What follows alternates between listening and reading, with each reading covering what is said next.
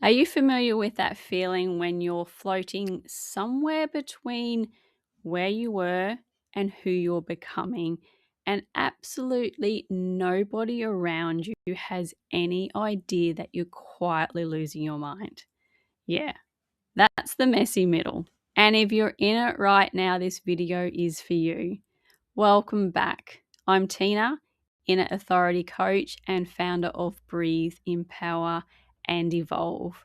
I help women who've lost themselves in the noise of everybody else's needs reconnect with who they actually are through the body, through the breath, and the inner work that turns self-doubt into unshakable self-trust.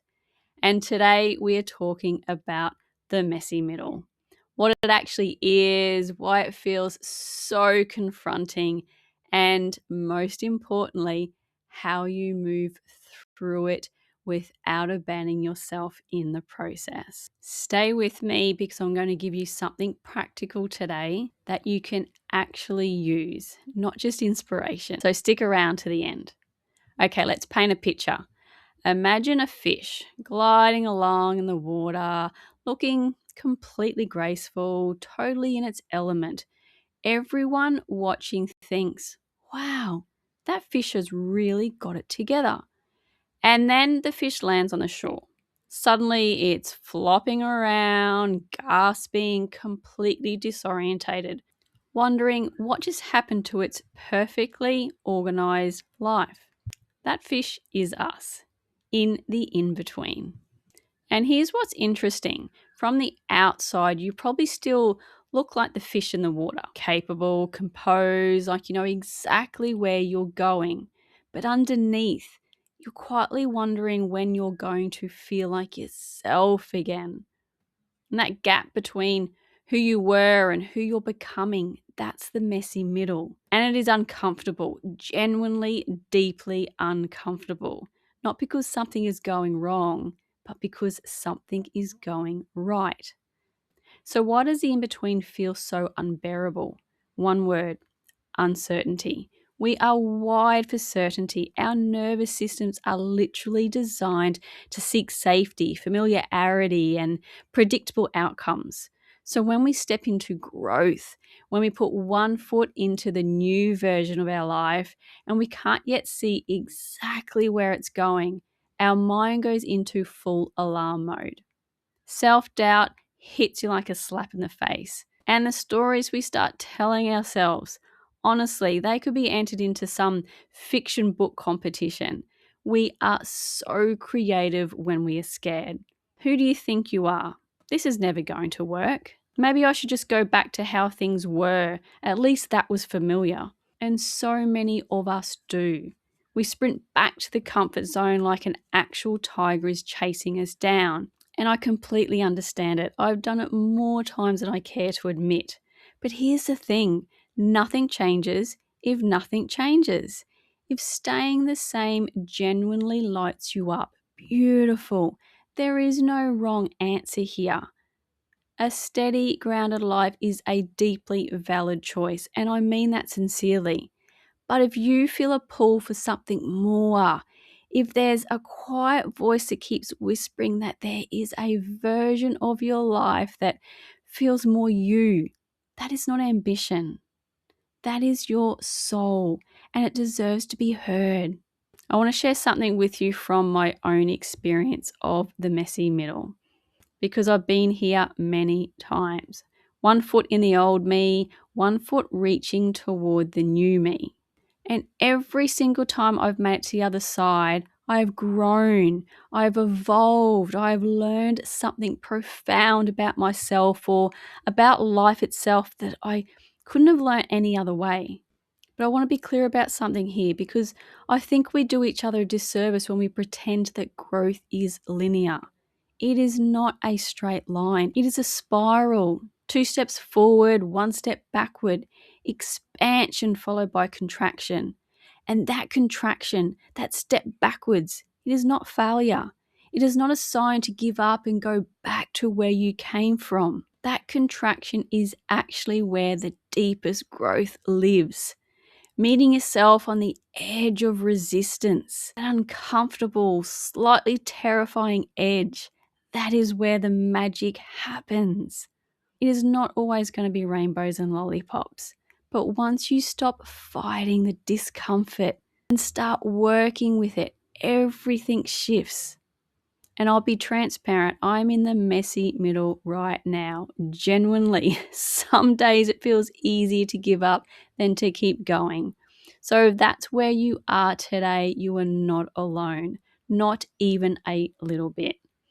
Okay, so now I want to bring in something I work with a lot in my practice, the universal laws. I'm not going to give you a lecture, I promise. But these laws are genuinely life-changing tools when you understand how to work with them. And there are a few that are particularly powerful when you're in the thick of the messy middle. You've probably heard of the law of attraction, placing your thoughts and energy toward what you're calling in, getting yourself into the right frequency. And the law of intention, getting clear on what you actually want so the universe has something to work with. Both powerful, both important, but the one I really want to highlight today, the one that actually moves you through the messy middle, is the law of action. Because here's what I see a lot. People set the intention, they do the visualization, they make the vision board, and then they wait. They hope, they wish, and when nothing shifts, they wonder why the universe isn't delivering. The law of action is the force that moves energy. It's the bridge between your intention and your reality. Your thoughts and intentions shape what you attract, but your actions are the catalyst that bring those desires into your actual life. Without action, your intentions remain beautifully intangible, lovely concepts that never quite materialize. Now, and this is important, I'm not talking about frantic, desperate, hustle until you collapse action.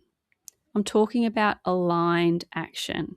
There's a significant difference. Taking action because someone else told you what you must do and it doesn't match your integrity, your values, your authentic self will ultimately lead you somewhere you don't want to go. Or it'll lead you to burnout, or both. Aligned action means your actions are congruent with your intentions and your desires. They feel true. They feel like you. And here's the beautiful thing about aligned action in the messy middle. It builds clarity. Through the process of doing, you learn, you discover what works and what doesn't. You can pivot, course correct, and adapt in real time. And the process of learning builds certainty, the very thing your nervous system is craving. These micro actions compound over time. They build confidence, they build momentum. And before you know it, you stop feeling like you're pushing against something and you start feeling like you're being pulled towards something. That is co-creation. That is you working with the universe rather than waiting on it. So next time you find yourself in the messy middle, floating between who you were and who you're becoming, I want you to remember this. The discomfort is not a sign you're going wrong.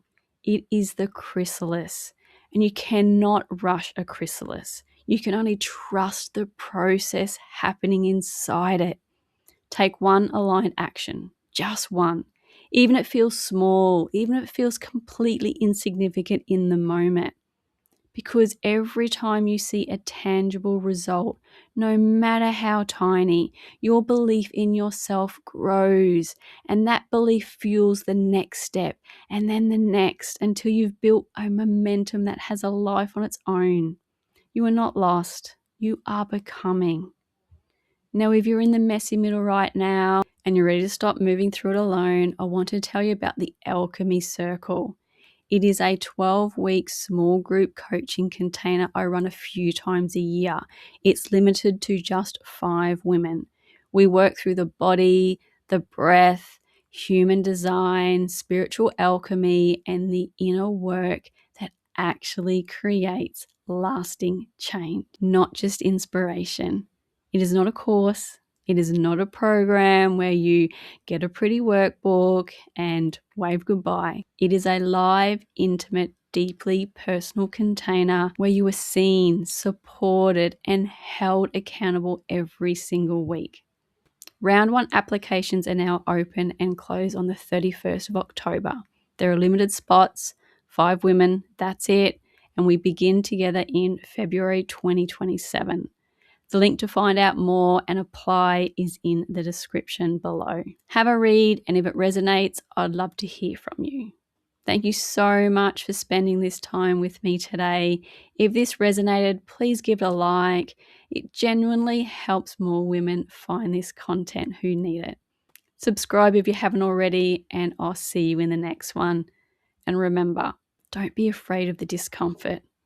Learn to work within it, with it, because that discomfort and that uncertainty, that is the chrysalis for your next version of you to emerge from.